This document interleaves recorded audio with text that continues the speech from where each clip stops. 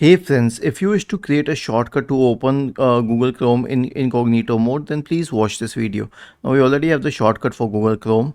All we need to do is right click, select new shortcut, click on browse, and then go to this PC, C drive, and then we'll go to program files, Google, and then Chrome application and this, and then we will try to find the Chrome application here.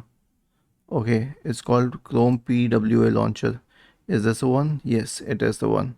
So we will select this and then we will click on OK, and the launcher is here. And then at the end I will simply add hyphen incognito.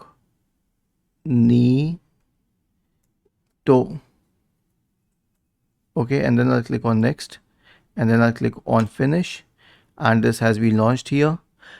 And I will double click on it to open it. So we need to restart the computer as well to make sure that this shortcut is there.